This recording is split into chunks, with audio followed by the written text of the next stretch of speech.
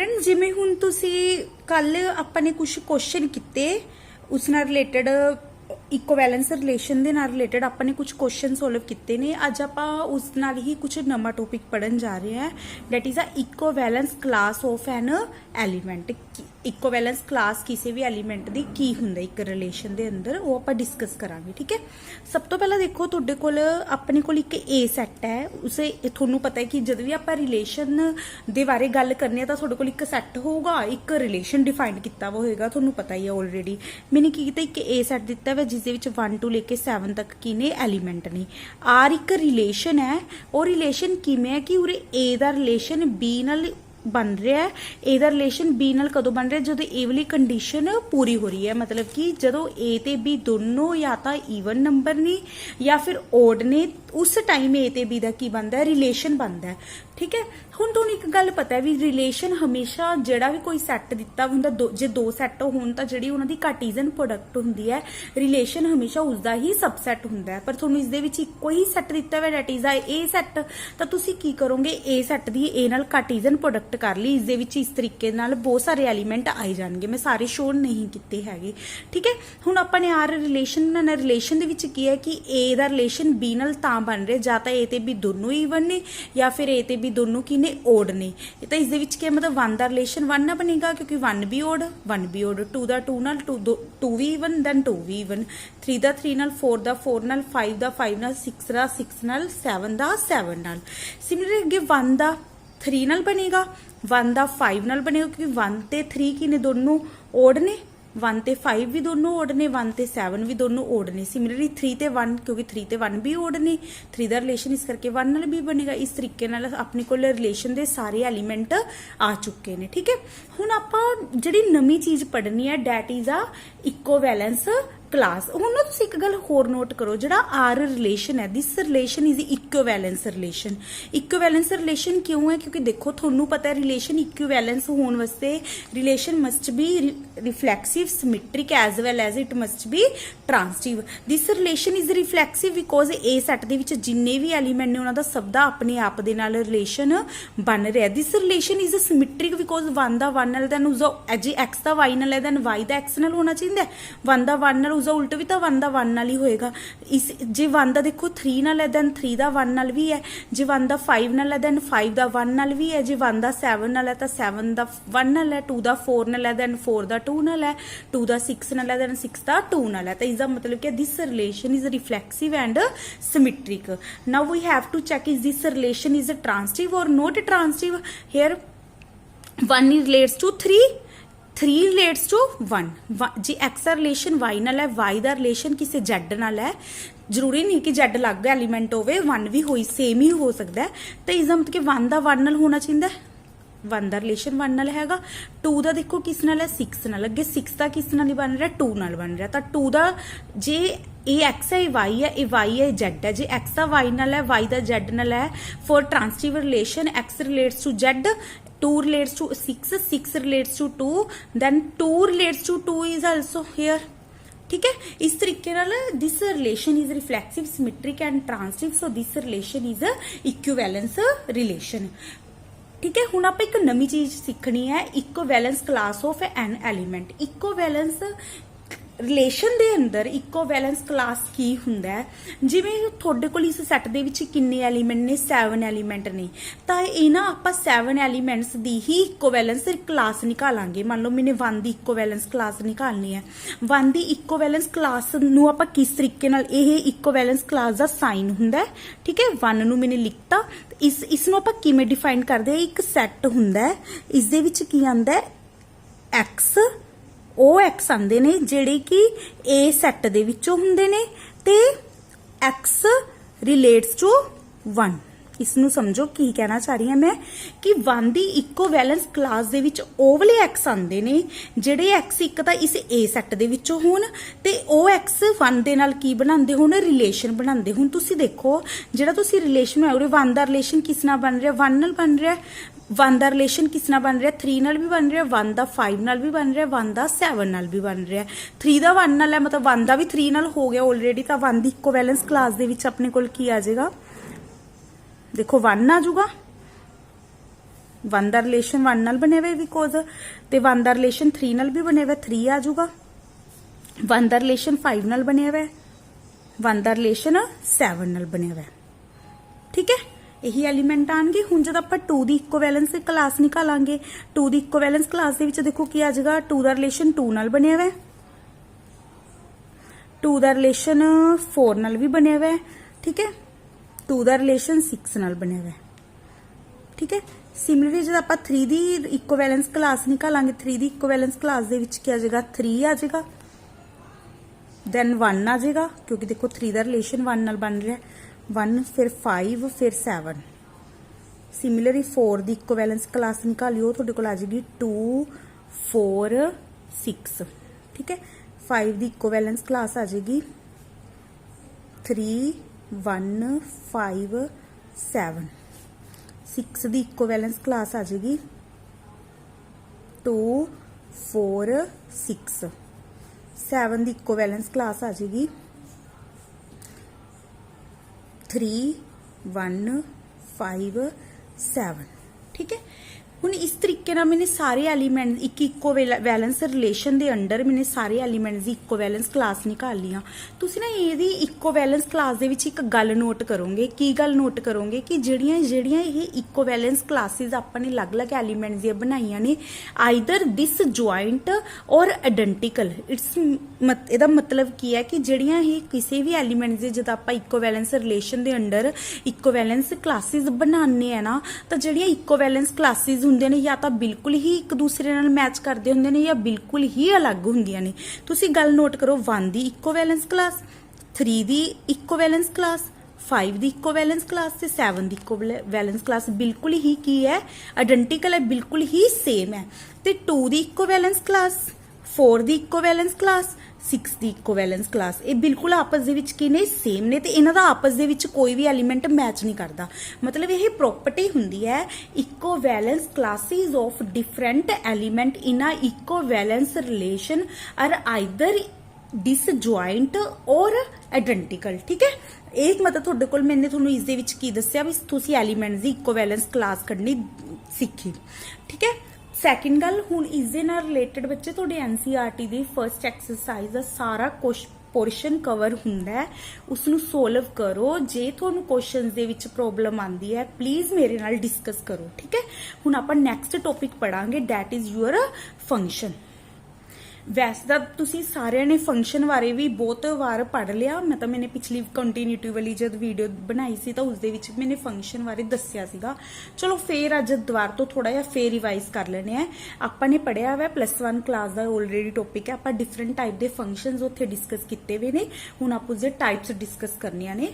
ਠੀਕ ਹੈ, ਆਪਣੇ ਕੋਲ ਕੀ ਹੈ, ਜਿਵੇਂ ਤੁਹਾਨੂੰ ਫੰਕਸ਼ਨ ਪਤਾ ਹੈ, ਫੰਕਸ਼ਨ ਕੀ ਹੁੰਦਾ, ਮੰਨ ਲਓ ਇੱਕ A ਸੈੱਟ ਹੈ, ਇੱਕ B ਸੈੱਟ ਹੈ। Function is a special type of relation from set A to set B in such a way that every element of set A relates uniquely with the element of set B। ਮਤਲਬ ਕੀ ਹੈ, function ਕੀ ਹੈ, ਦੋ sets ਦੇ ਵਿੱਚ ਇੱਕ ਇਹੋ ਜਿਹਾ relation ਹੁੰਦਾ ਹੈ ਜਿਹਦੇ ਵਿੱਚ A ਸੈੱਟ ਦੇ ਇੱਕ ਤਾਂ ਹਰ ਇੱਕ ਐਲੀਮੈਂਟ ਦਾ ਰਿਲੇਸ਼ਨ ਬਣੇ, ਇੱਕ ਯੂਨੀਕ ਰਿਲੇਸ਼ਨ ਬਣੇ। ਹੁਣ ਤੁਸੀਂ ਦੇਖੋ A ਸੈੱਟ ਦੇ ਇਹ 4 ਐਲੀਮੈਂਟਸ ਨੇ, B ਦੇ ਵਿੱਚ ਮੈਨੇ ਇਹ ਵਾਲੇ ਐਲੀਮੈਂਟ ਲਿਖਤੇ। A ਸੈੱਟ ਦੇ 1 ਦਾ ਰਿਲੇਸ਼ਨ 2 ਨਾਲ ਬਣ ਰਿਹਾ, 2 ਦਾ ਰਿਲੇਸ਼ਨ 2 ਨਾਲ ਬਣ ਰਿਹਾ, 3 ਨਾਲ, 4 ਦਾ 5 ਨਾਲ। ਠੀਕ ਹੈ, ਤਾਂ ਤੁਸੀਂ ਦੇਖਿਆ ਹੈ ਕਿ A ਸੈੱਟ ਦੇ ਹਰ ਇੱਕ ਐਲੀਮੈਂਟ ਦਾ ਕੀ ਬਣ ਰਿਹਾ, ਰਿਲੇਸ਼ਨ ਬਣ ਰਿਹਾ, ਹਰ ਇੱਕ ਦਾ ਯੂਨੀਕ ਰਿਲੇਸ਼ਨ ਬਣ ਰਿਹਾ। 1 ਦਾ ਆਪਣਾ ਇੱਕ ਰਿਲੇਸ਼ਨ ਬਣ ਰਿਹਾ, 2 ਦਾ ਆਪਣਾ ਇੱਕ ਰਿਲੇਸ਼ਨ ਬਣ ਰਿਹਾ। ਇਹ ਮੈਟਰ ਨਹੀਂ ਕਰ ਲਿਆ ਕਿ ਉਹਦੇ ਦੋ ਐਲੀਮੈਂਟਾਂ ਦਾ ਇੱਕ ਬਣ ਰਿਹਾ। ਇਹ ਤਾਂ ਨਹੀਂ ਹੋ ਰਿਹਾ ਕਿ ਇਧਰੋਂ ਇੱਕ ਐਲੀਮੈਂਟ ਦੇ ਦੋ ਆਨਸਰ ਆ ਰਹੇ ਨੇ, ਇੱਕ ਦਾ ਤਾਂ ਇੱਕੋ ਹੀ ਆਨਸਰ ਆ ਰਿਹਾ। ਠੀਕ ਹੈ, this is a function, this is also a function, this is also a function. ਠੀਕ ਹੈ, ਇਹ ਆਪਾਂ ਆਲਰੇਡੀ ਡਿਸਕਸ ਕੀਤਾ ਹੋਇਆ। ਬਟ ਆਪਾਂ ਨੇ ਹੁਣ ਜਿਹੜਾ ਨਵਾਂ ਤੁਹਾਡਾ ਟੌਪਿਕ ਹੈ ਜਿਹੜਾ ਕਿ ਆਪਾਂ ਨੇ ਡਿਸਕਸ ਕਰਨਾ ਹੈ, that is a types of functions ਦੇ ਵਿੱਚ ਕਿ ਇੱਕ ਤੁਹਾਡਾ 1 ਫੰਕਸ਼ਨ ਹੈ, ਇੱਕ ਤੁਹਾਡਾ ਔਨ ਟੂ ਫੰਕਸ਼ਨ ਹੈ। ਇਸ ਨੂੰ ਥੋੜਾ ਜਿਹਾ ਧਿਆਨ ਨਾਲ ਦੇਖਿਓ। ਦੇਖੋ ਬੱਚੇ, ਤੁਸੀਂ ਇਸ ਦੇ ਵਿੱਚ ਦੇਖੋ ਇਹ ਵੀ ਤੁਹਾਡੇ ਕੋਲ ਫੰਕਸ਼ਨ ਹੈ, ਇਹ ਵੀ ਫੰਕਸ਼ਨ ਹੈ, ਠੀਕ, ਇਹ ਵੀ ਫੰਕਸ਼ਨ ਹੈ। ਬਟ ਇਸ ਫੰਕਸ਼ਨ ਤੇ ਇਸ ਫੰਕਸ਼ਨ ਦੇ ਵਿੱਚ ਕੀ ਫਰਕ ਹੈ, ਇਸ ਦੇ ਵਿੱਚ ਕੀ ਫਰਕ ਹੈ ਕਿ ਆਪਣੇ ਕੋਲ ਇਹ ਫੰਕਸ਼ਨ ਨੋਟ 1 ਹੈ। ਹੁਣ ਇਹ ਫੰਕਸ਼ਨ ਨੋਟ 1 ਕਿਉਂ ਹੈ, ਕਿਉਂਕਿ ਨਾ ਤੁਸੀਂ ਇਹ ਦੇਖੋ, ਜਿਹੜੀ ਤੁਹਾਡੀ ਫਰਸਟ ਐਗਜ਼ਾਮਪਲ ਹੈ, ਇਹ ਫਰਸਟ ਐਗਜ਼ਾਮਪਲ ਹੈ ਤੁਹਾਡੀ, ਇਹ ਸੈਕਿੰਡ ਹੈ, ਇਹ ਥਰਡ ਹੈ। ਇਨ ਫਰਸਟ ਐਗਜ਼ਾਮਪਲ ਦੇ ਵਿੱਚ ਤੁਹਾਡੇ ਕੋਲ ਕੀ ਹੋ ਰਿਹਾ ਹੈ, ਮੰਨ ਲਓ ਕੋਈ f ਫੰਕਸ਼ਨ ਹੈ। ਠੀਕ ਹੈ, ਐਫ ਦੇ ਵਿੱਚ ਜਦ 1 ਪੁੱਟ ਕੀਤਾ ਜਾਂਦਾ ਉਸਦਾ ਆਨਸਰ ਕੀ ਆ ਰਿਹਾ 2 ਆ ਰਿਹਾ। ਐਫ ਦੇ ਵਿੱਚ ਜਦ 2 ਪੁੱਟ ਕੀਤਾ ਜਾਂਦਾ ਉਹਦਾ ਆਨਸਰ ਵੀ ਕੀ ਆ ਰਿਹਾ 2 ਆ ਰਿਹਾ। ਇਸ ਦਾ ਮਤਲਬ ਕੀ ਹੈ ਕਿ ਐਫ ਦੇ ਵਿੱਚ ਦੋ ਡਿਸਟਿੰਕਟ ਐਲੀਮੈਂਟਸ ਦਾ ਆਨਸਰ ਸੇਮ ਆ ਰਿਹਾ। ਇਹਦਾ ਮਤਲਬ ਕਿ ਦੋਨੋਂ ਐਲੀਮੈਂਟ ਇੱਕੋ ਹੀ ਐਲੀਮੈਂਟ ਕੋਲ ਜਾ ਰਹੇ ਨੇ 1 ਤੇ 2 ਇੱਕੋ ਹੀ ਐਲੀਮੈਂਟ 2 ਕੋਲ ਜਾ ਰਹੇ ਨੇ ਹਨਾ। ਤਾਂ this is function, this is a function but this is not a 1-1 function। 1-1 function ਦੇ ਲਈ ਤੁਹਾਡੇ ਕੋਲ ਕੀ ਚੀਜ਼ ਹੁੰਦੀ ਹੈ ਕਿ ਜੇ ਸਾਡੇ ਕੋਲ ਅਲੱਗ-ਅਲੱਗ ਐਲੀਮੈਂਟ ਨੇ ਨਾ ਉਹਨਾਂ ਦਾ ਆਨਸਰ ਵੀ ਅਲੱਗ-ਅਲੱਗ ਆਵੇ। ਜਿਵੇਂ ਹੁਣ ਤੁਸੀਂ ਇਸ ਦੀ ਸੈਕਿੰਡ ਐਗਜ਼ਾਮਪਲ ਨੂੰ ਦੇਖੋ, ਸੈਕਿੰਡ ਐਗਜ਼ਾਮਪਲ ਦੇ ਵਿੱਚ ਕੀ ਹੋ ਰਿਹਾ 1 ਦਾ ਆਨਸਰ 6 ਆ ਰਿਹਾ, 2 ਦਾ ਆਨਸਰ 7, 3 ਦਾ 8, 4 ਦਾ 9, 5 ਦਾ 10। ਤੁਸੀਂ ਕੀ ਦੇਖ ਰਹੇ ਹੋ ਕਿ ਇਹ ਸੈੱਟ ਦੇ ਵਿੱਚ ਹਰ ਇੱਕ ਐਲੀਮੈਂਟ ਦਾ ਆਪਣਾ ਚਲੋ ਯੂਨੀਕ ਆਨਸਰ ਤਾਂ ਆਏਗਾ ਹੀ ਆਏਗਾ, ਪਰ ਇਹ ਸੈੱਟ ਦੇ ਵਿੱਚ ਕੋਈ ਵੀ ਐਲੀਮੈਂਟ ਐਵੇਂ ਨਹੀਂ ਹੈਗਾ ਕਿ ਕਿਸੇ ਇੱਕ ਤੋਂ ਵੱਧ ਐਲੀਮੈਂਟਾਂ ਦਾ ਸੇਮ ਆਨਸਰ ਆ ਗਿਆ ਹੋਵੇ।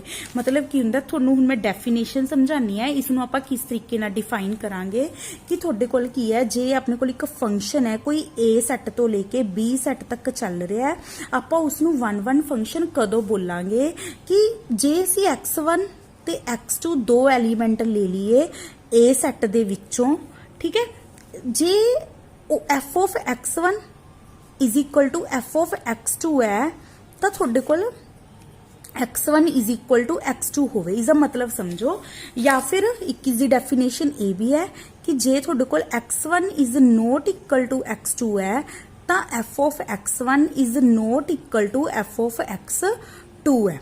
ਦੇਖੋ ਇਸਦਾ ਮਤਲਬ ਕੀ ਹੈ, ਇਸਦਾ ਮਤਲਬ ਇਹ ਬਣ ਰਿਹਾ ਹੈ ਕਿ ਤੁਹਾਡੇ ਕੋਲ ਕੋਈ ਵੀ ਫੰਕਸ਼ਨ 1-1 ਕਦੋਂ ਹੁੰਦਾ ਜੇ ਤੁਸੀਂ ਉਸ A ਸੈੱਟ ਦੇ ਵਿੱਚੋਂ ਕੋਈ ਵੀ ਦੋ ਅਲੱਗ-ਅਲੱਗ ਐਲੀਮੈਂਟ ਲੈ ਲੇ, ਜੇ ਉਹਨਾਂ ਦੋਨਾਂ ਦਾ ਆਨਸਰ ਸੇਮ ਹੈ ਨਾ, ਉਹਨਾਂ ਦਾ ਆਨਸਰ ਐਫ ਮੈਪਿੰਗ ਲਗਾਉਣ ਤੋਂ ਬਾਅਦ ਜਿਹੜਾ ਦੋਨਾਂ ਦਾ ਆਨਸਰ ਆਇਆ, ਜਿਵੇਂ ਕਿ 1 ਤੇ 2 ਦਾ ਆਨਸਰ 2 ਆਇਆ ਹੈ ਨਾ, ਜੇ ਉਹਨਾਂ ਦਾ ਆਨਸਰ ਸੇਮ ਹੈ ਉਹ 1-1 ਉਸ ਟਾਈਮ ਹੋਗਾ ਜੇ ਉਹ ਐਲੀਮੈਂਟ ਖੁਦ ਵੀ ਸੇਮ ਹੋਏ। ਜਿਵੇਂ ਕਿ ਫਰਸਟ ਐਗਜ਼ਾਮਪਲ ਦੇ ਵਿੱਚ ਦੇਖੋ F of 1 and F of 2, 1 ਦਾ ਆਨਸਰ ਤੇ 2 ਦਾ ਆਨਸਰ, ਦੋਨਾਂ ਦਾ ਆਨਸਰ ਕੀ ਹੈ 2 ਹੈ ਨਾ, ਬਟ 1 2 ਦੇ ਇਕੁਅਲ ਤਾਂ ਨਹੀਂ ਹੈਗਾ। ਤਾਂ ਇਸ ਕਰਕੇ ਇਹ ਵਾਲਾ ਫੰਕਸ਼ਨ ਸਾਡੇ ਕੋਲ ਫਰਸਟ ਐਗਜ਼ਾਮਪਲ ਜਿਹੜੀ ਹੈਗੀ ਹੈ ਫੰਕਸ਼ਨ ਦੀ, ਇਹ ਸਾਡੇ ਕੋਲ 1-1 ਫੰਕਸ਼ਨ ਤਾਂ ਨਹੀਂ ਹੈਗਾ। ਮਤਲਬ 1-1 ਦਾ ਸਿੱਧਾ ਹਿਸਾਬ ਕੀ ਹੈ ਕਿ ਜੇ ਸਾਡੇ ਕੋਲ ਅਲੱਗ-ਅਲੱਗ ਐਲੀਮੈਂਟ ਨੇ ਨਾ ਤਾਂ ਉਹਨਾਂ ਦਾ ਆਨਸਰ ਵੀ ਜੇ ਮਤਲਬ ਕਿ ਤੁਹਾਡੇ ਕੋਲ ਐਲੀਮੈਂਟ ਅਲੱਗ-ਅਲੱਗ ਨੇ ਨਾ ਤਾਂ ਉਹਨਾਂ ਦਾ ਆਨਸਰ ਵੀ ਅਲੱਗ-ਅਲੱਗ ਆਉਣਾ ਚਾਹੀਦਾ ਹੈ। ਜਿਵੇਂ ਕਿ ਹੁਣ ਤੁਸੀਂ ਸੈਕਿੰਡ ਐਗਜ਼ਾਮਪਲ ਦੇ ਵਿੱਚ ਦੇਖੋ, ਇਹ ਤਾਂ ਨਹੀਂ ਹੋ ਰਿਹਾ ਕਿ 1 ਦਾ ਆਨਸਰ 6 ਹੈ 2 ਦਾ ਵੀ 6 ਬਣ ਗਿਆ ਹੋਵੇ, 2 ਅਲੱਗ ਐਲੀਮੈਂਟ ਹੈ 1 ਤੋਂ ਤਾਂ ਉਸਦਾ ਆਨਸਰ ਵੀ ਅਲੱਗ-ਅਲੱਗ ਆਇਆ, ਤਾਂ ਤੁਹਾਡੇ ਕੋਲ ਇਹ ਵਾਲਾ ਫੰਕਸ਼ਨ ਕੀ ਹੋ ਜਾਊਗਾ 1-1 ਹੋ ਜਾਊਗਾ। ਸਿਮਿਲਰਲੀ ਜਿਹੜੀ ਤੁਹਾਡੀ ਥਰਡ ਐਗਜ਼ਾਮਪਲ ਹੈ ਇਸ ਦੇ ਵਿੱਚ ਵੀ ਫੰਕਸ਼ਨ ਕੀ ਹੋ ਜਾਊਗਾ 1-1 ਹੋ ਜਾਊਗਾ, ਬਟ ਫਸਟ ਜਿਹੜਾ ਫੰਕਸ਼ਨ ਬਣਿਆ ਦਿਸ ਫੰਕਸ਼ਨ ਇਜ਼ ਨੋਟ 1-1। ਕਿਉਂ ਤੁਹਾਨੂੰ ਹੁਣੀ ਦੱਸ ਕੇ ਹਟਿਆ ਬਿਕੋਜ਼ ਐਫ ਆਫ 1 ਦਾ ਆਨਸਰ ਵੀ 2 ਹੈ, ਐਫ ਆਫ 2 ਦਾ ਆਨਸਰ ਵੀ 2 ਹੈ, ਦੋ ਅਲੱਗ-ਅਲੱਗ ਐਲੀਮੈਂਟਾਂ ਦਾ ਆਨਸਰ ਤਾਂ ਸੇਮ ਹੈ ਬਟ ਉਹ ਐਲੀਮੈਂਟ ਖੁਦ ਸੇਮ ਨਹੀਂ ਹੈਗੇ। ਠੀਕ ਹੈ, ਇਹ ਤੁਹਾਨੂੰ ਆ ਗਈ ਸਮਝ। ਉਸ ਤੋਂ ਬਾਅਦ ਤੁਹਾਡੇ ਕੋਲ ਆਉਂਦੀ ਹੈ, ਮੈਂ ਤੁਹਾਨੂੰ ਥੋੜਾ ਜਿਹਾ ਇਸ ਨੂੰ ਗ੍ਰਾਫਿਕਲੀ ਵੀ ਸਮਝਾਉਣੀ ਹੈ। ਉਸ ਤੋਂ ਬਾਅਦ ਥੋੜਾ ਅਗਲਾ ਟੌਪਿਕ ਅਗਲੀ ਟਾਈਪ ਆਉਂਦੀ ਹੈ ਔਨ ਟੂ ਫੰਕਸ਼ਨ। ਹੁਣ ਔਨ ਟੂ ਫੰਕਸ਼ਨ ਕੀ ਹੈ ਧਿਆਨ ਨਾਲ ਸੁਣਿਓ। ਮੰਨ ਲਓ ਇੱਕ ਐਫ ਫੰਕਸ਼ਨ ਹੈ ਜਿਹੜਾ ਕਿ A ਸੈੱਟ ਤੋਂ ਲੈ ਕੇ B ਸੈੱਟ ਤੱਕ ਜਾ ਰਿਹਾ ਹੈ। ਠੀਕ ਹੈ, ਹੁਣ ਤੁਹਾਨੂੰ ਪਤਾ ਸੀਗਾ, ਇਹ ਵੀ ਆਪਾਂ ਡਿਸਕਸ ਕੀਤਾ ਵੇ, A ਸੈੱਟ ਫੰਕਸ਼ਨ ਦੀ ਕੀ ਹੋਏਗਾ ਡੋਮੇਨ ਹੋਏਗਾ, B ਸੈੱਟ ਫੰਕਸ਼ਨ ਦੀ ਕੀ ਹੋਏਗਾ ਕੋਡੋਮੇਨ ਹੋਏਗਾ। ਮਤਲਬ ਜਿਹੜੇ ਫੰਕਸ਼ਨ ਦੇ ਆਨਸਰ ਆਣਗੇ ਉਹ ਕਿਸ ਦੇ ਵਿੱਚ ਆਣਗੇ B ਸੈੱਟ ਦੇ ਅੰਡਰ ਆਣਗੇ। ਠੀਕ ਹੈ, ਤੇ ਜਿਹੜੇ f of A ਮਤਲਬ ਜਿਹੜੇ ਉਸੇ A ਸੈੱਟ ਦੇ ਐਲੀਮੈਂਟ ਪੁੱਟ ਕਰਕੇ ਆਨਸਰ ਆਣਗੇ ਉਹ ਤੁਹਾਡੇ ਕੋਲ ਫੰਕਸ਼ਨ ਦੀ ਕੀ ਹੋਏਗਾ ਰੇਂਜ ਹੋਏਗਾ, ਜਿਹੜੇ x A ਨੂੰ ਬਿਲੋਂਗ ਕਰਦੇ ਹੋਣਗੇ। ਜਿਵੇਂ ਕਿ ਤੁਸੀਂ ਫਸਟ ਐਗਜ਼ਾਮਪਲ ਨੂੰ ਦੇਖੋ, A ਸੈੱਟ ਤੋਂ ਲੈ ਕੇ B ਸੈੱਟ ਤੱਕ ਮੈਨੂੰ ਇੱਕ ਫੰਕਸ਼ਨ ਆਇਆ, ਪੂਰਾ A ਸੈੱਟ ਕੀ ਹੈ ਇਸ ਦੀ ਡੋਮੇਨ ਹੈ ਤੇ ਪੂਰਾ B ਸੈੱਟ ਇਸ ਦੀ ਕੀ ਹੈ ਕੋਡੋਮੇਨ ਹੈ। ਬਟ ਤੁਸੀਂ ਦੇਖੋ ਕਿ ਆਨਸਰ ਸਿਰਫ ਕਿਹੜੇ-ਕਿਹੜੇ ਆ ਰਹੇ ਨੇ 2 3 ਐਂਡ 5, ਆਨਸਰ ਸਿਰਫ 2 3 5 ਤਿੰਨ ਹੀ ਆ ਰਹੇ ਨੇ। ਦੇਖੋ ਕੋਡੋਮੇਨ ਦੇ ਵਿੱਚ ਤਾਂ ਇਹ 4 ਐਲੀਮੈਂਟਸ ਆ ਰਹੇ ਨੇ ਬਟ ਰੇਂਜ ਦੇ ਵਿੱਚ ਸਿਰਫ ਤੁਹਾਡੇ ਕੋਲ ਕੀ ਆ ਰਹੇ ਨੇ 3 ਐਲੀਮੈਂਟਸ ਆ ਰਹੇ ਨੇ। ਸਿਮਿਲਰਲੀ ਤੁਸੀਂ ਸੈਕਿੰਡ ਐਗਜ਼ਾਮਪਲ ਨੂੰ ਦੇਖੋ, ਇਸ ਦੇ ਵਿੱਚ ਕੀ ਹੋ ਰਿਹਾ, ਇਹ ਆਪਣੀ ਫੰਕਸ਼ਨ ਹੈ A ਸੈੱਟ ਤੋਂ ਲੈ ਕੇ B ਸੈੱਟ ਤੱਕ। B ਸੈੱਟ ਦੇ ਵਿੱਚ ਕਿਹੜੇ ਐਲੀਮੈਂਟ ਨੇ 6 7 8 9 10 11, ਤਾਂ ਇਹ ਸਾਰੇ ਕੀ ਨੇ ਇਸ ਫੰਕਸ਼ਨ ਦੀ ਕੋਡੋਮੇਨ ਨੇ। ਬਟ ਜਿਹੜੇ ਆਨਸਰ ਬਣੇ ਨੇ ਉਹ ਕੀ ਨੇ ਸਿਰਫ 6 7 8 9 10, ਮਤਲਬ ਰੇਂਜ ਵਿੱਚ ਸਿਰਫ ਕਿੰਨੇ ਐਲੀਮੈਂਟ ਆਏ ਨੇ 5 वाई ने बस बट कोड मेन दे विच सारे एलीमेंट आ गए है ना। सिमिलरली थर्ड एग्जाम्पल देखो, इस दे विच जिहड़ी रेंज है पूरी कोड मेन दे इक्वल है, मतलब जिहड़ी अपने कोल फंक्शन दी रेंज हुंदी है ना बच्चे, वो हमेशा उसदी कोड मेन दा सबसैट हुंदी है। जां तां फंक्शन दी कोड मेन ते रेंज इक्वल हुंदियां ने, या फिर जिहड़ी रेंज है वो कोड मेन दा एक प्रॉपर सबसैट हुंदी है, मतलब उसदे विचों ही बनदी है। ठीक है, उस तो बाद जिहड़ा फंक्शन तुसी किसी भी फंक्शन नूं ऑन टू कदों बोलदे हो, किसी भी फंक्शन नूं ऑन टू बोलण दे लई उस फंक्शन दी डोमेन, उस फंक्शन दी सॉरी रेंज ते उसदी कोड मेन हमेशा ही सेम होनी चाहिए है। इस करके जिवें थोड़ा फर्स्ट फंक्शन है, फर्स्ट फंक्शन हैगा this function is not onto because here range is not equal to the codomain set. ठीक है, second function is not onto because इत्थे रेंज दे विच सिर्फ ये 10 तक एलीमेंट आए ने, बट कोड मेन दे विच 11 भी बच गया। ठीक है, मतलब आप ये कह सकते भी 11 वास्ते इधर कोई क्वेश्चन ही नहीं आया, जिसदे नाल 11 उसका आंसर बन गया, मतलब 11 खाली रह गया एलीमेंट है ना। हुण जिहड़ी थर्ड एग्जाम्पल है, इसकी कोड मेन ते रेंज की ने आपस दे विच इक्वल ने, तां this function is onto. ठीक है, पता लगे थोड़ा जिहा। हुण आपां इहदे नाल रिलेटेड थोड़े जिहे क्वेश्चन करदे आ, तुहानूं शायद थोड़ा जिहा होर भी इस नाल रिलेटेड थोड़ा जिहा क्लीयर हो जाऊगा कि मैं तुहानूं की कहना चाह रही हां। हुण देखो बच्चे, मैं आ क्वेश्चन करन जा रही हां। मैंने एक फंक्शन लिता जिहड़ा कि नैचुरल टू लेके नैचुरल तक जा रहा है। इसका मतलब क्या है कि नैचुरल वाला सैट इसकी की हो गया, डोमेन हो गया, तो नैचुरल वाला सैट ही की है इसकी कोड मेन है। मतलब की है कि आप उस फंक्शन दे विच सिर्फ नैचुरल वैल्यूज ही पुट कर सकते हैं, तो जिहड़े उसके आंसर आएंगे वो भी किस दे विच आएंगे, नैचुरल नंबर वाले सैट दे विच ही आएंगे। तो साडे कोल फंक्शन किस तरीके नाल डिफाइन किया हुआ है, fx is equal to 2x। मतलब जब आप उसदे विच कोई भी x पुट करते हैं उसका आंसर की आंदा है, उस x का डबल होके आंदा है। आप शो करना कि this function is 1 but not onto. ये फंक्शन साडे कोल 1 तो हैगा बट ऑन टू नहीं हैगा। मैं थोनू जस्ट थोड़ा जिहा बना के दिखाने, फिर थोनू मैं दसूंगी थ्योरेटिकली इसनू किस तरीके नाल लिखना। देखो बच्चे, जो तुसी नैचुरल नंबर 1 पुट करोगे, इस आंसर क्या जाऊगा 2 इंटू 1 विच इज 2। जब मैं 2 पुट करूंगी तो आंसर क्या जाऊगा 2 इंटू 2 इज इक्वल टू 4, क्योंकि फंक्शन आप इस तरीके नाल डिफाइन किया हुआ। ठीक है, 3 दे उपर आंसर कितना आ जाएगा 6, 4 दे उपर आंसर कितना आ जाएगा 8। इस तरीके नाल चल ही जाऊगा। ठीक है, हुण मैं इसनू ग्राफ थोड़ा डायग्राम ना बना रही है।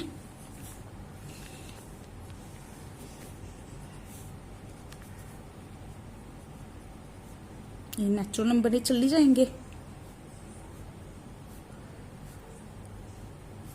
1 का आंसर की है 2, 2 का आंसर की है 4, 3 का आंसर की है 6, एम 4 का आंसर आ जाएगा अगे 8, 7 रह जाएगा। ठीक है, हुण तुसी एक गल नोट करो, इस फंक्शन दे जिहड़ा तुसी डायग्राम मैंने बनाया है एरो डायग्राम, इस दे विच की हो रहा है, देखो हर एक एलीमेंट का अपना एक आंसर आ रहा है। मतलब ये नहीं हो रहा कि किसी 2 एलीमेंट दे एक आंसर आ जाऊगा। ठीक है, ये तो नहीं हो रहा, दिख रहा आपां नूं ये फंक्शन सानूं 1 तो दिख रहा है। तुहानूं ये फंक्शन ऑन टू लग रहा है, ये फंक्शन ऑन टू नहीं हैगा। क्यों नहीं हैगा, क्योंकि देखो इसकी जिहड़ी कोड मेन है, कोड मेन की है पूरा नैचुरल सैट, बट जिहड़े आंसर ने सिर्फ की बन रहे हैं 2 दे मल्टीपल। रेंज विच सिर्फ की आ रहा है 2, 4, 6, 8, 10, 12 एम चली जाएगा। मतलब इसकी रेंज ते कोड मेन आपस दे विच इक्वल नहीं हैगे। तो this function is 1 but not onto. ठीक है, इसनू लिखण दा की तरीका मैं तुहानूं समझावांगी। पहला जस्ट तुसी थोड़े जिहा इसनू समझो भी ये क्वेश्चन च की करना की है, ते इनू लिखना किवें थ्योरेटिकली मैं तुहानूं सारा दसांगी। ठीक है, हुण तुहाडे कोल एक फंक्शन सैकेंड मैंने एक एग्जाम्पल लीती, एक फंक्शन लिता जिहड़ा कि नैचुरल टू लेके नैचुरल तक चल रहा है।